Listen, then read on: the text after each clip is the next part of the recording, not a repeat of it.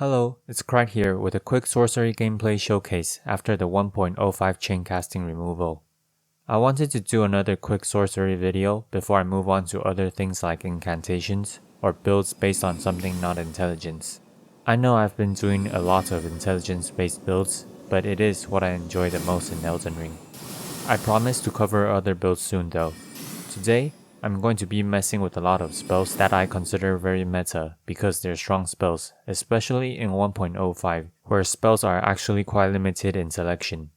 But we're going to do it with a twist.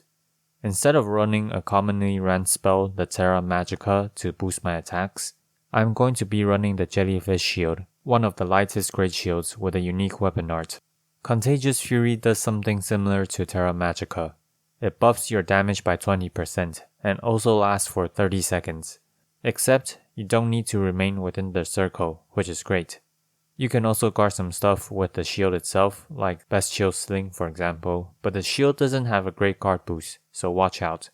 The cost? Well, Jellyfish Shield actually costs something like 15 or so stat points because of its stat requirements and weight. Also, for the duels later, I will try to speak my mind. I'm not just talking about simple actions like I'll set up a Carrion Phalanx or try to roll catch with Slicer. I'm going to try and talk through my entire thought process for the duels as much as possible. My speech often won't be able to keep up with my thoughts, and I'll be talking quite quickly for some sections. As for why I'm looking so ugly with my character today, that's because the theme's meta. I decided to wear some really meta looking stuff and pushing poise to 93 with the Bull Ghosts equipped. Yes, Bull Ghosts doesn't actually increase your poise, see my talisman video for more details, but essentially it acts the same.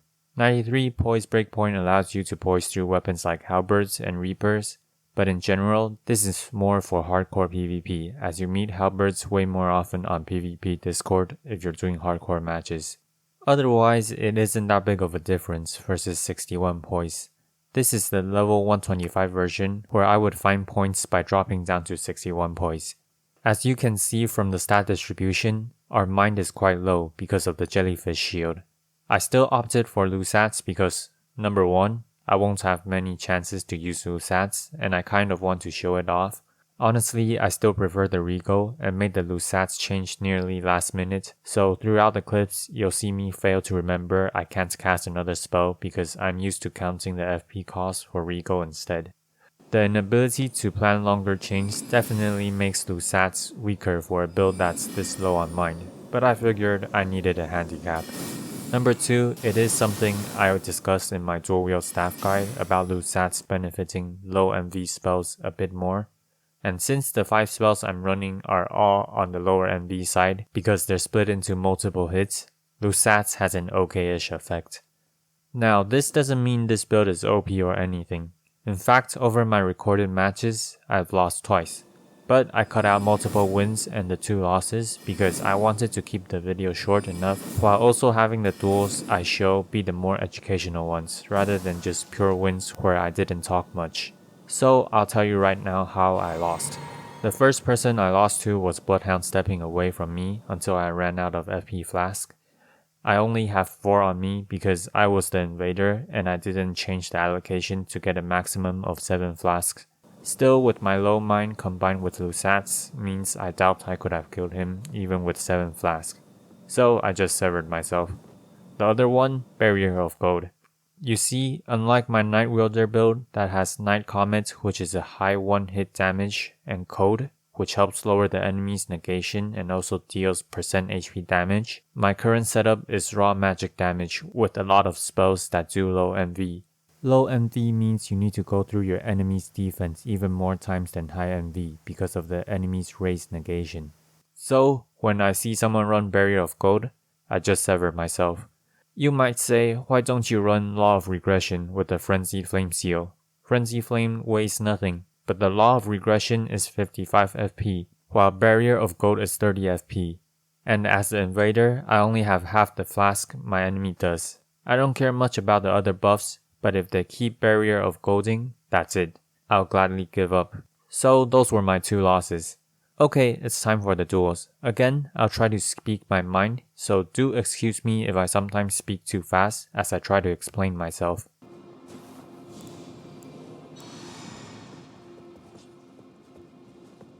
I'll let him buff up seppuku, and I'll do my buffs too. Oh, 2 seppukus. So this match is going to be just me trying to stay out of range. And yeah, spamming a bunch of stuff. First, that is definitely not what I was trying to do. I didn't want to roll forward. But basically, because it's 2 ant spurs, their power stance attacks and just stab attacks in general will pretty much bleed me very easily. And there's also Scarlet Rod to worry about. See, that's almost half of my bar. And all I can do basically is just kite. But because I keep running away, I can come in with Slicer and he wouldn't really expect it. So yeah, against statuses, just stay away most of the time because 2 seppukus is just too much. Okay, a mage with a shield, so that's probably Carrion Retaliation, I'm guessing. Spiral is just a knowledge check, we can just roll this. And obviously we're using the meta spells, so all we do is just spam them most of the time. Stars of Ruin is actually not that bad because of the low MD. If you also delay your first roll by a bit, you can nearly always full dodge all 12 hits. And we're basically setting Carrion Phalanx up and going in while he gets the flask, so we can dodge the spiral. There you see I ran out of FP with Lusats, but I'm really a bit more used to Carrion Regal. Okay, I'm going to try to demonstrate the timing for Stars of Ruin dodges over here. Wait, dodge, and then there we go, fully dodge Stars of Ruin. And right now I think he's trying to slicer us, that's why he's getting a bit closer. Oh, Carrion Retaliation, I see. Okay, it's fine because we can just trade through Carrion Retaliation since, you know, we spam a lot of moves. Yup, slicer. Then all we do is stay away. Okay, he'll probably do Swift Glintstone Shards and Slicers, or at least he's trying to poke me down because his Star of Ruin isn't really working for him. Maybe another Retaliation? No? Okay, yeah, Swift Glintstone Shard. So right now we have higher HP, so we'll probably win this poke trade if we're just careful. Okay, let's just do this Star Shower to close things off because his timing isn't as great. There we go.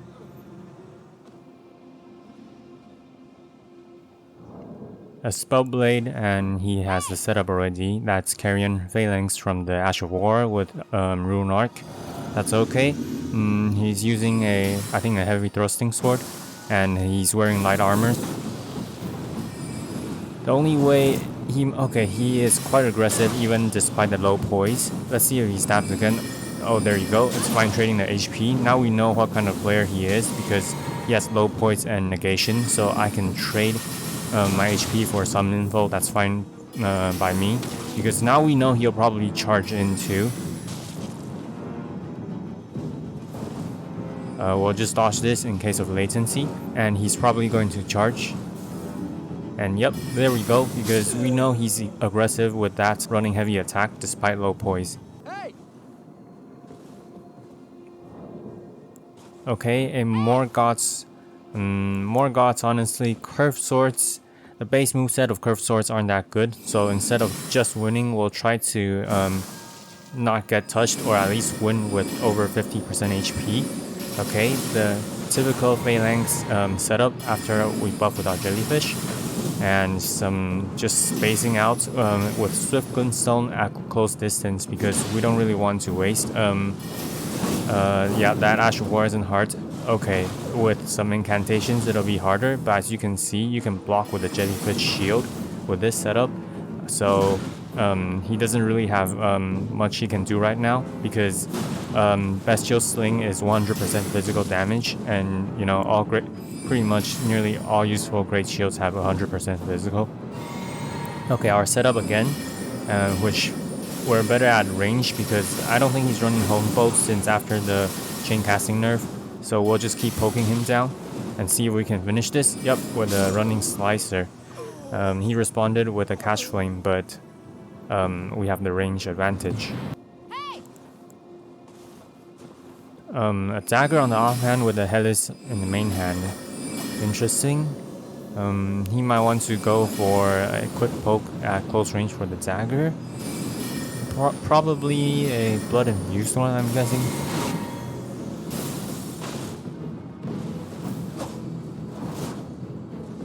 If you're playing against a defensive opponent, you should be unlocking your Hellis and going towards your opponent.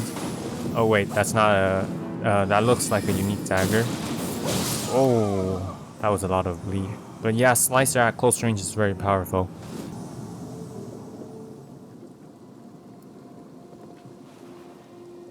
A colossal weapon. So this one we're also going to try to win without getting touched. Because sometimes, you know, you meet players that are just more casual and want to have fun with some other weapons. Kind of feel bad for them, but I also want to, you know, have some challenge in PvP, so you just set your own goals sometimes. And this is easy because without a good Ash of War, he can't really do much against us. That, you know, we can just kite with a superior range and slowly whittle them down. Okay, Earthshaker won't really hit, so we don't have anything to worry about at all, as long as we're careful. Then we can probably just run in and finish this with a Slicer, if we have to. Let's see. Nope, did not catch him. Okay, we'll just poke him down then. You know what? Slicer again. Yep, because he's playing too defensively.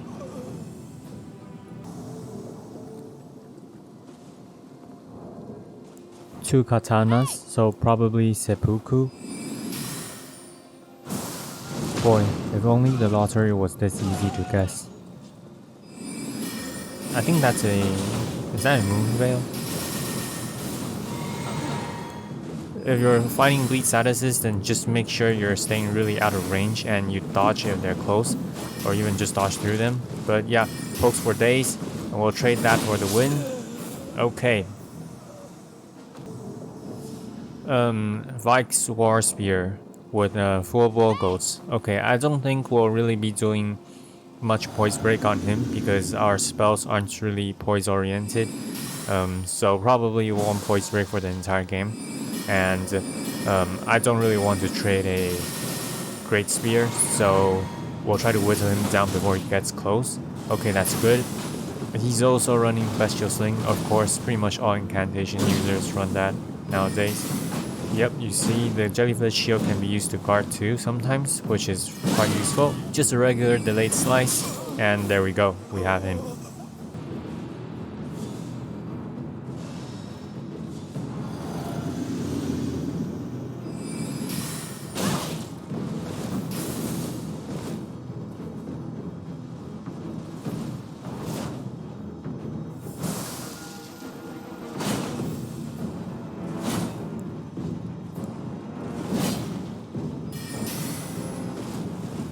Okay, honestly wasn't sure what he was trying to do there, charging up a heavy attack.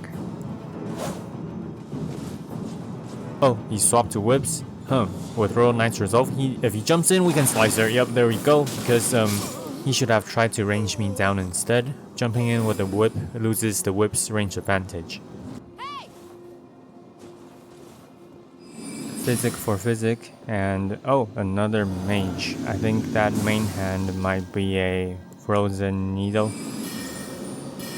Okay, this is Rancor Call isn't that bad. Ugh, those hats, I forgot again. Okay, is that a Frozen Needle? Probably, but it won't do much. Okay, the usual setup.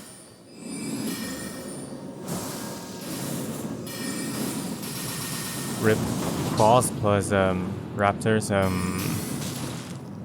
not really anything to help close the distance. I was actually expecting something like Bloodhound Step or Quick Step. So without the distance, it's hard for him to fight. It's good that he brought out Naginatas so he can actually try and hit me.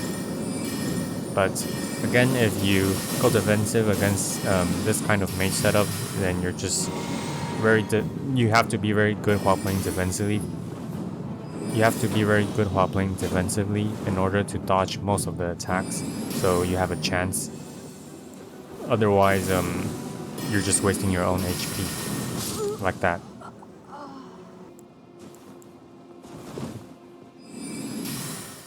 Okay, the usual setup. and we'll spam some moves. Okay, he's not responding very well. We'll try to do some backstep and try to catch him by surprise. Okay, let's see if we can no touch with the slicer. There you go. Naked top half. Okay, let's not lose this one. Okay, 2 katanas. And he's running away, so I can just set up for 3. We'll just trade this easy. Not much to be said, I guess.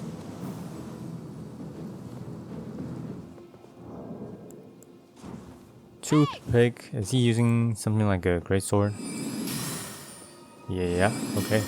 Okay, lightning is not bad to dodge if you just keep your eyes on them so you can see the animation. Okay, golden retaliation. Let's just try and get close and do slicer instead because I don't want to deal with golden retaliation. He took that away for the weapon art. If we get close, we can use our phalanx that's already set up when he can't do golden retaliation, and then we finish this off with some slicer. Okay, very lightweight, so he can't really push through many of our attacks, and our combos can stagger him once, and maybe that'll be it. We'll do our regular setups. Okay, this isn't actually hard to dodge if you know it's coming. Okay, as usual, if they're playing defensively, then I'll just keep spamming Shower and Phalanx and Glintblade. And we'll try to turn, so then the swords are delayed. That didn't hit him, but it's okay. We'll keep setting things up and just do delayed hits, because delayed hits are quite strong. Okay, there we go, a stagger, so he wasn't able to do Unsheath. We'll dodge that and do Slicer and finish this.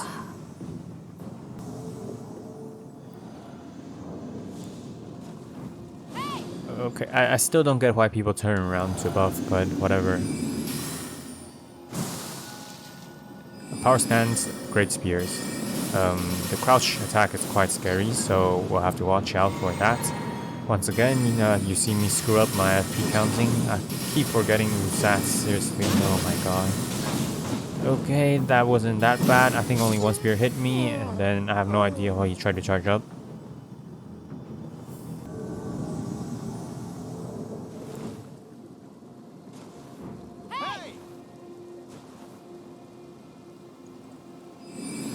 Okay, physic for physic. Oh, a mage too. I didn't realize that. Okay. Stars of Ruin. Okay, as usual, as I said, delay once. Okay, or just go out of range and waste his magic. Okay, let's go in because I think he's low on magic and we can just trade attacks here. Okay, Stars of Ruin again. That's a lot of FP, but anyway, you can nearly full dodge that if you know the delay timing. Let's try this. Like so, and we full dodged. Moon Veil, okay. We just need to properly space out. He basically doesn't have any endurance. For the sake of all that FP, I guess. And just easy pokes beats, fancy Stars of Ruin. If you know how to respond, of course. Zangetsu. I think that's what he's trying to spell. Okay, if he only has melee options, then we can space him out. But we have to watch out for the crouch poke. And we just keep keeping our distance until he gets close. And he still isn't in range. But we can pretty much keep spacing him. Just doing regular spacing and know your weapon distances. 2 really won't help him. I don't get why he's running away. He should really be more aggressive. At this rate, he won't even touch me before he dies. Okay, you see, you just need to know the weapon spacing so you can just pot in his face, and he really didn't touch me. Well, I'm sorry for that. And an immediate rematch. He summoned me right away again. So let's see if he does better this time. Okay, he's going for the thrusting pokes, but once again, he doesn't have his distance down. And I don't have my FP down, but it's okay. As I said, the distance-wise, he went too far. At least he touched me this time, but we'll just keep spacing him out. It isn't that bad if your opponent isn't aggressive enough against you. I don't know why he's doing this. You see I can pretty much Gunblade in his face. Moon Veil, that's really scary. I'll probably die if I eat another one of those, but now that I know he has a Moon Veil, I just need to watch out for it. And watch out, and get the timing right to drink and keep poking with Swift Glintstone. Honestly, Swift Glintstone is such a great poke. Okay, let's set up the Phalanx because he's out of range. Buff because why not? And dodge. I gave him the chance to catch me with a Moon Veil, but really he's not playing Moon Veil that well.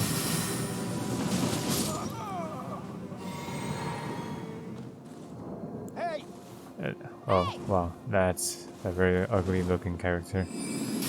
We'll do our usual setups. I think he is also on an intelligence build, so I might need to watch out for a Moon Veil.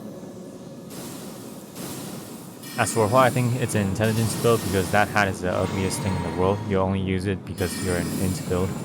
Oops, I accidentally locked. Oh, Glintstone Pebble, that too is quite scary. We can dodge this. Dodge.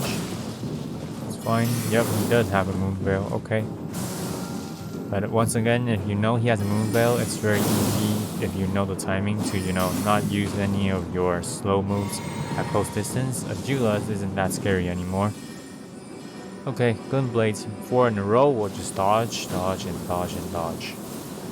It's okay, take it slowly. Power Stancing Katana's moveset isn't really that great, especially at that distance.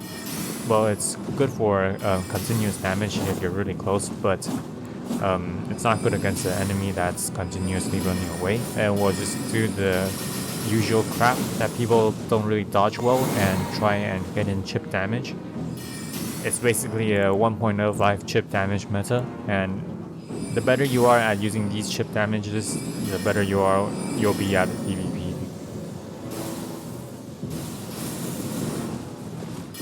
Oops, Glintstone Pebble, I didn't expect that one, but I should just do some pokes here and that'll probably close out the match. My Twitch link is down below if you're interested in seeing me play. I'll do some streams if I hit 300 followers. Like and subscribe, it's Krite, signing out.